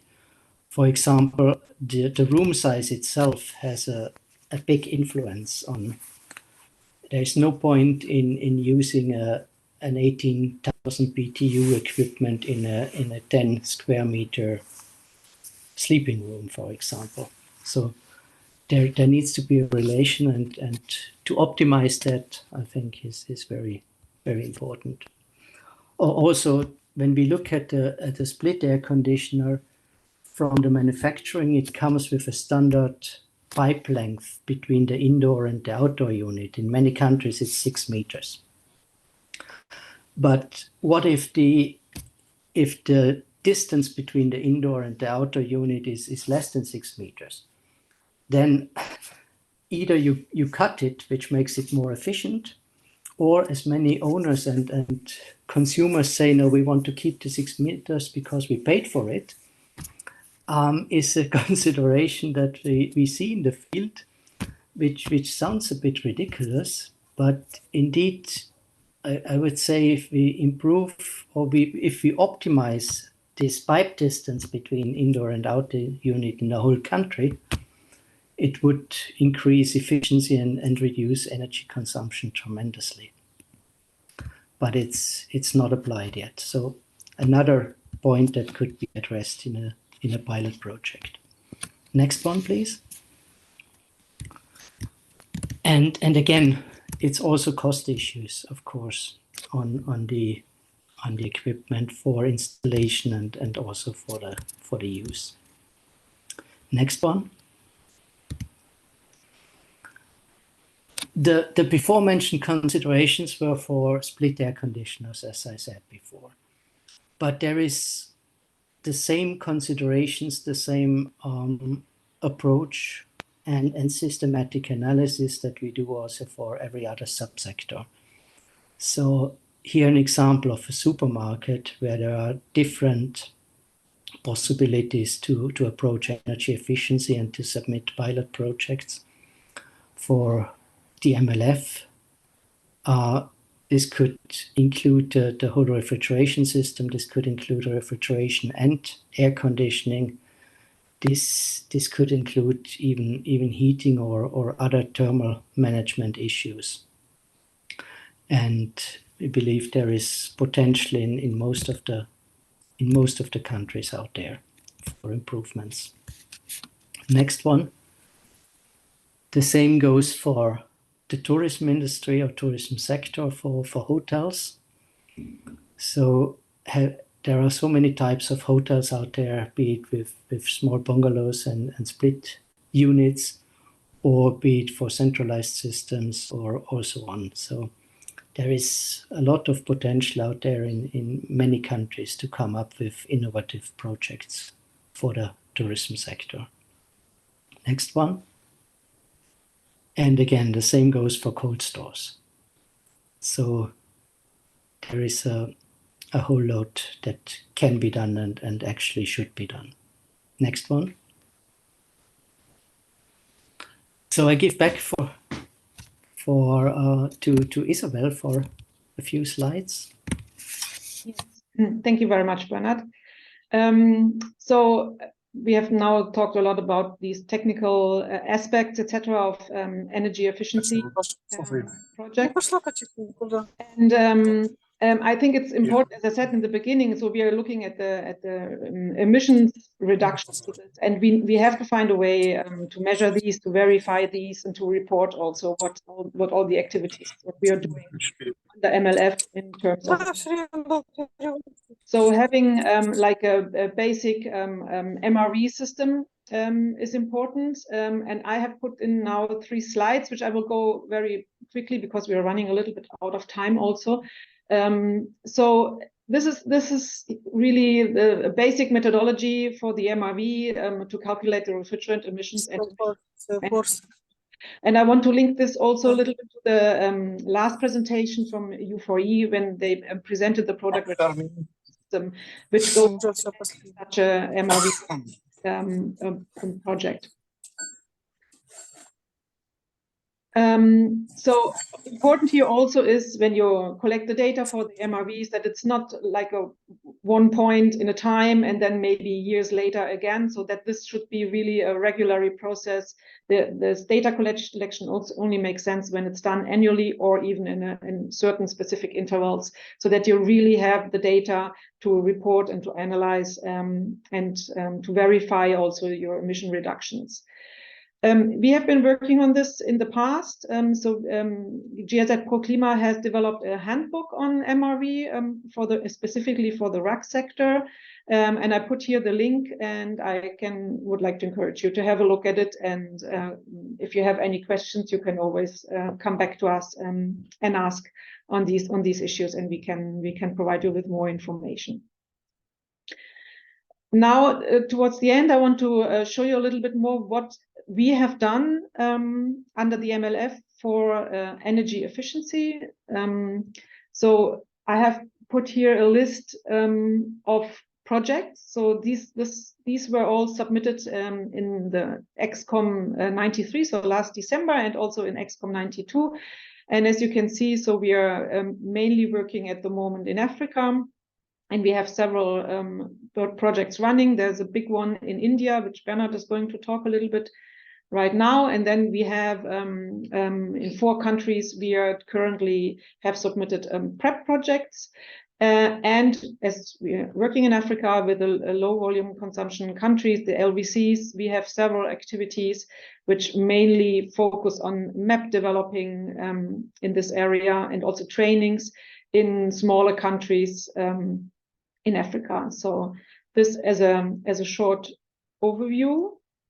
And I want to go with you a little bit through our process. How do we develop such an EE project? This now focusing on the pilot projects. So we work very closely with the NOUs. These are our main partners in the country, so with your colleagues. So since we are also working on other projects on HPMPs and KIPs, etc., so there is the contact is there. So we are basically starting the process in brainstorming and discussion with our NOUs. We want to together develop ideas. And here, very important, it's to look at what are of course, the local needs, what kind of sectors, are there any data, any studies already available? So you can pick a little bit also low-hanging fruits, or start with the easy conversion projects, maybe, or something like that you already see, or maybe you have already been considering in the past and not been able to develop for project activities for MLF yet. And also, I think it's important to have a look into your country, what other energy efficiency related activities are there, and are there maybe some connection or networking points with other projects. Important also is, it's not just one point, we are doing one project, because this is, of course, it's a change of a system. So there's one chance now with this funding window to apply, but also with the operational framework in the future for the KIPs, there will be funding available for more further energy efficiency related activities. So this can be really a continuous process. Whenever you start thinking, developing activities for MLF, have the energy efficiency aspect in the back of your head. Here, it's for the pilot project, it's possible to apply for PrEP funding. This is usually $30,000 under the MLF, where you only have to submit a short overview of your idea and the possible planning for the project. And with this financing, you can then go into more detail into your project preparation phase.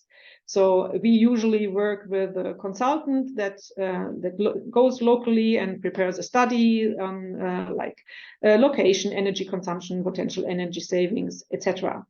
So we have really all the bases covered in order to develop a good project. Very important here is also the monitoring system, as I've said already before, to monitor the results. And also have a good connection with the local partners. So this can be, for example, we have a few activities where we will convert supermarket systems. So we have talks and discussions with the supermarkets in the country to see, okay, what is their contribution to the project. Very often this is in-kind contributions.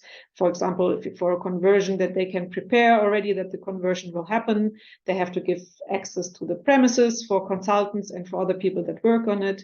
Or they have existing or they install metering systems. Again, the monitoring is very important in these pilot projects, because only with monitoring and measuring the results, we will have results of the pilot projects that then can be used in the second step and in the future, also under the MLF.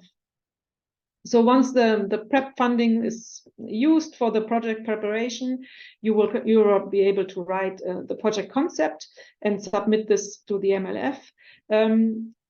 For most of the projects, as you probably know, there are like guidelines from the MLF, but for this pilot projects on energy efficiency, there are none. So you can use already from former project applications, you can use the formats for the application. There will be typically then question and answers with the secretariat. So as they are preparing the project submissions for the next XCOM, where your project then will be considered and will be hopefully then opened for funding. And then you have the start of the project. So our specific support from GIZ Proklima is, well, we definitely have the global experience through our project cluster. So we are not only working on these MLF projects, we also have a lot of other projects financed by other donors in the same topics, in the regions that we are working in, sometimes in the same country, sometimes in different countries. So there's quite broad experience. So we really try to share our knowledge and to have an exchange between activities that already has happened, and in order to support others to go in maybe in the same direction. And also we have a technical support experience through one international consultant who also will have the experience of different energy efficiency projects, and then can help and say, okay, this didn't work in this country, but we can maybe use this aspect of the whole project in another country, and then this maybe might work. With this, I will give back to Bernhard. You're missing a slide. Can you say your thoughts without the slide? Sorry for that. So we can go to the India project. Yes. Mm-hmm. Yeah.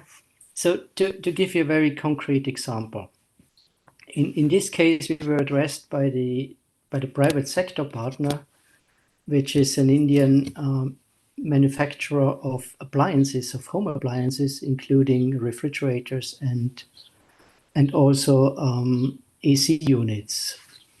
And the core problem was that R290 efficient compressors for the air conditioner units were not really accessible, at least not accessible at the reasonable pricing. All compressors have been imported from China, and the market is not large enough yet, so the prices were high, and the prices or the products were not efficient. So we were addressed by supporting this company to develop new rotary compressors. Along with that, to develop or to further develop also the design of microchannel heat exchangers to revamp the whole air conditioning units that Godrej and Boyce are already producing since 2010. So this company has experience with R290 AC units. They have already been put perhaps 1 million pieces in the market. There were no accidents at all over the 10 years lifetime. And in that respect, our task is now to develop a highly efficient AC product, which is already predicting to comply with the Indian maps up to the year of 2029.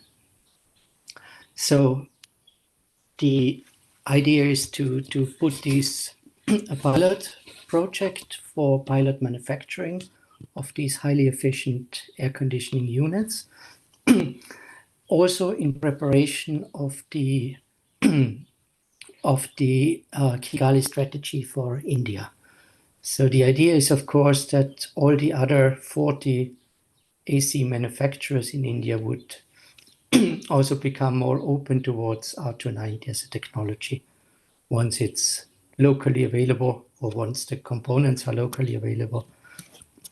And the the strategy is adapted accordingly. This is the process we have started. So with PrEP funding, we developed the concept and the project proposal. It was funded or approved by ExCom 93, ExCom 93 last December, and now we are working on it. So we are working on the compressor design and assembly, testing procedures to make sure that that what we promise is really in the equipment as well, in the components and in the integrated equipment, and then also that the capacities are available.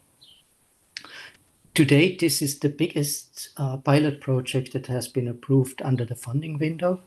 It's just below 2 million euro, 2 million US dollars. As Isabel said, the overall funding window is 20 million for the time being. So there is lots of room for new submissions. In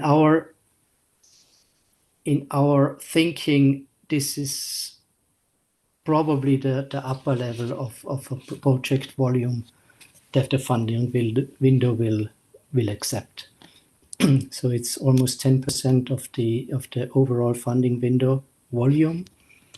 And the other projects that we submit are around $250,000 to $750,000. The projects itself, not the PrEP funding. Of course, I'm happily available to explain more if that is needed, but just to give you a concrete example. And the next one, please.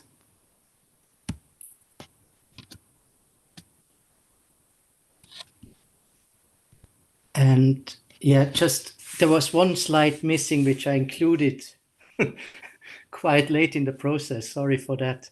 But I would just like to compile or to summarize the different considerations, basic considerations that we see are important for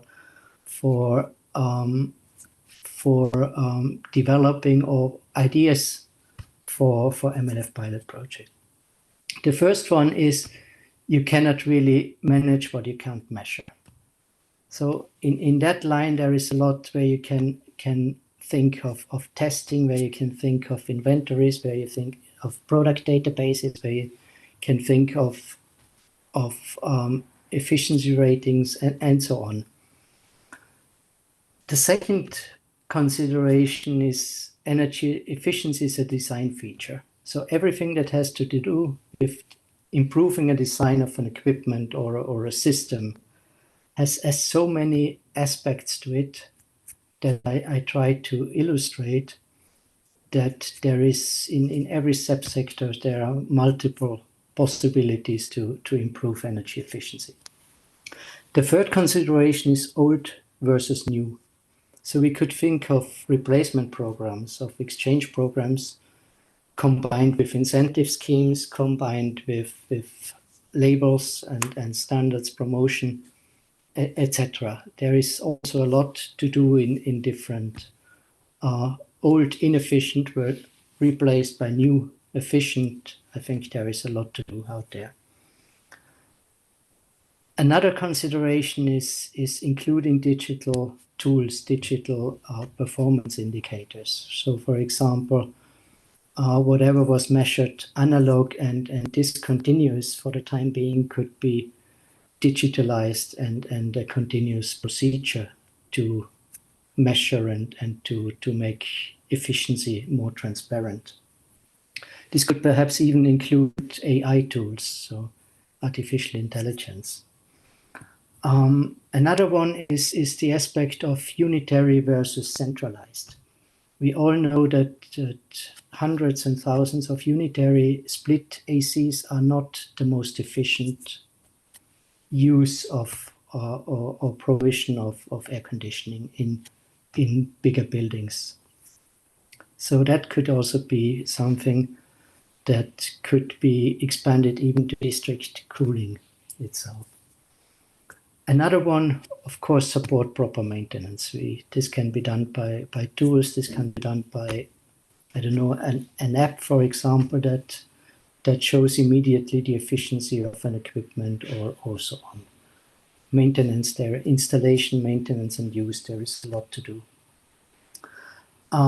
Innovative alternative technologies. So in every subsector, in every country, there, what is latest on the global market could be a country's first in, let's say, heat pumps, or in heat pumps for industrial applications, or for domestic applications, for whatever. There is so much new on the market which could be piloted in every single country. And a last one, it should also always have a potential for upscaling. I think this is also something that is very attractive to the MLF when they see it's not just a one-off, but it's applicable to many different applications. So, for example, work with multipliers, work with a supermarket chain of hundreds of stores, or a hotel chain, or something like that. Banks, there are many examples out there. And with that, I come to the last slide, which Natasha provided us as to why, how, who, and when. And for us, very briefly, why is very clear. We do that because of absolute reduction of climate emissions. There's no point in improving energy efficiency when the end user thinks that an efficient equipment can be used for 20 hours a day instead of 10 hours a day, because it is still not helping the climate. But there are potentially really substantial contributions to avoid temperature increase when we concentrate on energy efficiency in connection with the HFC phase down. We try to illustrate how we do that. So based on local circumstances and innovation, and as Isabel said, a continuous project development cycle, that we always have a couple of project ideas in the drawer which we have never used but are taken out once it's needed. The actors, I think you're very well aware of. Important, we believe, is the private sector and the opportunities now. The window is open 93 to 96 XCOM, so for another roughly 1.5 years. The project itself should be maximum 24, perhaps 30 months. And there is this institutional framework under development in the MLF, which should set up a regular funding scheme parallel to the refrigeration or refrigerants substance-based funding scheme. And I believe this will be a very good opportunity to access that. Thank you very much, Natasha. Back to you. Yes, thank you. Many thanks for this excellent and thought-provoking presentation. You dove deep on the technical aspects, and as you well pointed out, the expertise also lies in that sphere. Technical aspects which aid and enable higher energy efficiency parameters, of course. You mentioned the system installation, the design factors and operation, proper maintenance here and servicing, but also the tools. And I think that was nicely tied with the savings aspect and how to do those calculations using high efficient appliances. You also pointed out to reducing the energy use as something that we touched upon also at the beginning. So reducing that overall RAK sector, let's say, energy use, which is of importance, especially when we talk about emissions from the RAK sector, and improving with that, of course, the refrigeration cycle in choosing the right refrigerant and the technical options that are available for this particular sector. Something that you mentioned quite early on in the presentation was that a very important precondition is the standards and labeling.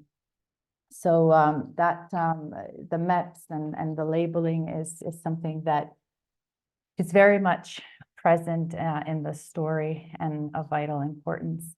And then something that is of interest, I think, to many of our listeners in today, especially our national ozone units, is how to develop these energy efficiency projects, which you nicely put. You know, there's it is a limited, let's say, funding window, but also funds of 20 million, and you use the example of India, which has received at the moment, of course, the highest, let's say, threshold of that funding. And thank you for including the last slide as well, the why, who, how, and when, which of course ties in with our topic today, but also with developing ideas for countries to think about. So once again, we come back to questions. Let me please open the floor for any questions we have at the moment.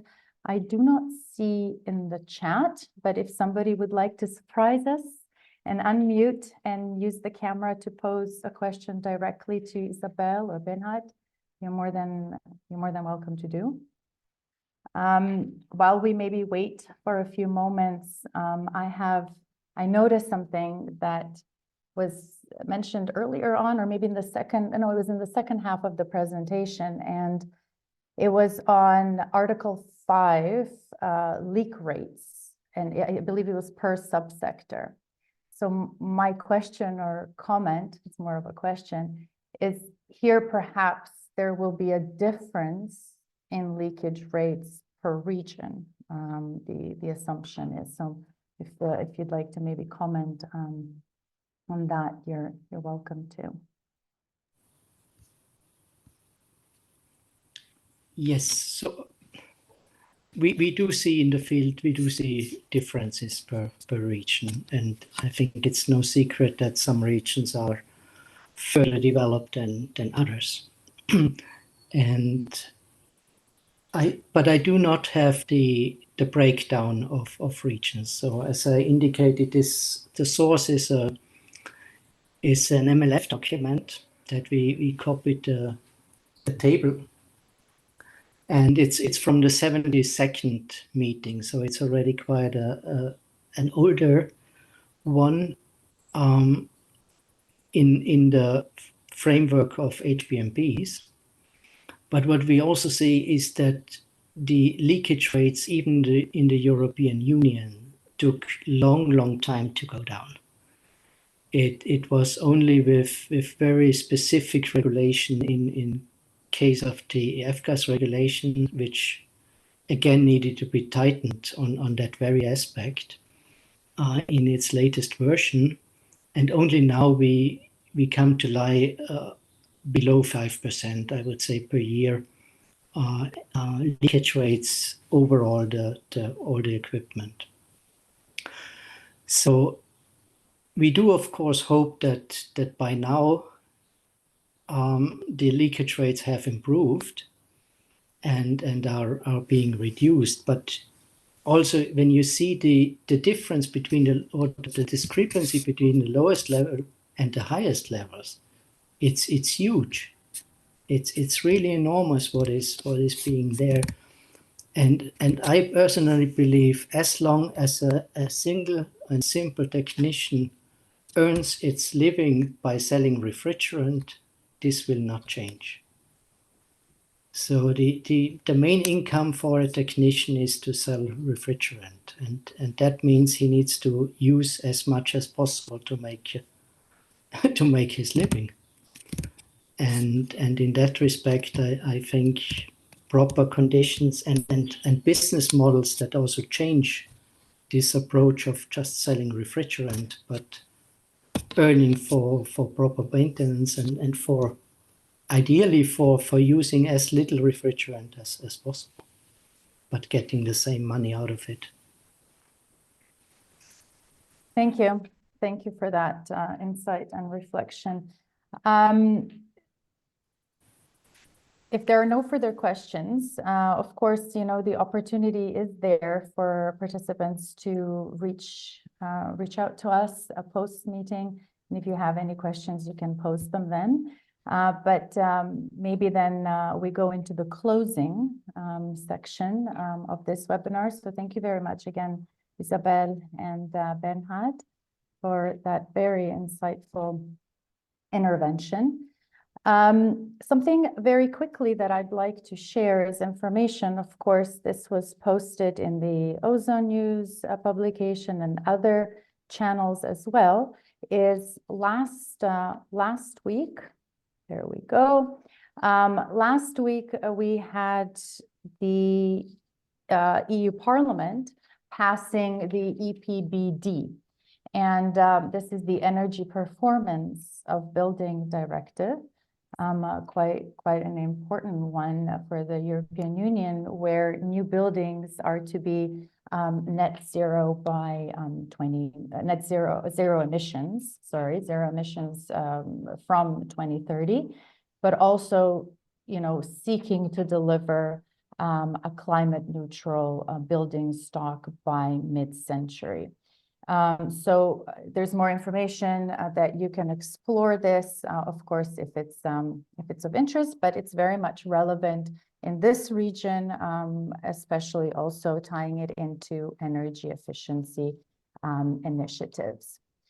And just to bring me now to the closing is, as we talked over the last 2+ hours, energy efficiency being an important and complex, of course, topic, which is multi-layered. And as we heard our speakers in the last presentation and before, noting the multiple possibilities, but also the multiple actors and stakeholders in the process, and the timelines, whether it's implementation timelines or funding timelines, it's there.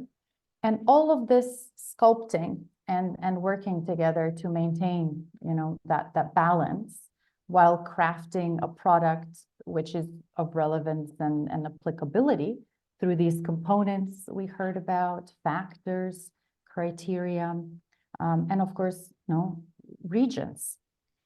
So maybe I use an image now, which was shared with me by a colleague, and I believe he's in the call right now. And he said to me a few days ago, Natasha, this topic on energy efficiency, pilot projects, and this online meeting is in layers. And who are the actors? And who is the observer? So quite intriguing questions. And I believe that we have addressed and answered some of them, most of them, during our interaction in the last 2 hours. But maybe I also offer my answer to you. So we all play a role in this energy efficiency market transformation. Transition to low GWP alternatives and minimizing emissions. Of course, with the HCFC phase outs, but also the HFC phase downs. And one segment may come before the other, or it may be done simultaneously. But national ozone units, with the relevant, of course, national stakeholders and energy experts, can conceptualize proposals for energy efficiency pilot projects, of course, with the support of implementing agencies and others. So we need to have a criteria, which we do, and components and policies in place, resources, of course, expertise, and find this balance to certain things to enable this stability. So we don't topple on these plates that you see here, but to monitor and control the process, and along the way to be able to adapt when needed, And this image here, it's not shown in its entirety here, but it's by Raphael Binsky, and you can see it's titled Witness of the Present Day. So we need the present day. We need to be reactive to what the possibilities are and to take the opportunities, such as with this funding window, for example, and to sculpt of what is to come. So let's take the present day to tailor an applicable, sustainable, and replicable across regions, of course, energy efficiency pilot project future. So with that, we're coming to an end to today's meeting. You heard much, and we hope you also received some answers and maybe a vision forward.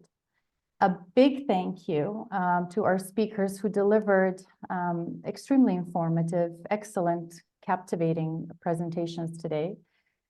And to you, dear audience, thank you for your time and active participation. We trust that you found this information useful. If you still have any questions, of course, please let us know by dropping us an email and getting in contact. Many thanks also to the great efforts of the interpretation team, who had ample of information to translate in the 2+ hours.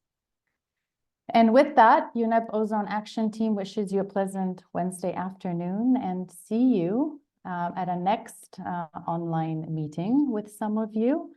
But for some, we will see you next month at the ECA, Europe and Central Asia Network and Enforcement meeting in Tirana in Albania, where we will have participation from all our ECA countries, but also experts, resource persons from the European Union, participation also from a number of partners and stakeholders. So see you next month for some of you, and bye for now. And just one more information, we will share the PowerPoint presentations with you on the link here on the website that is on the slide at the moment. So everything will be uploaded and you can access that through, online. But of course, any questions are also welcome. Thank you once again, everybody. Thank you very much. Thanks for inviting us.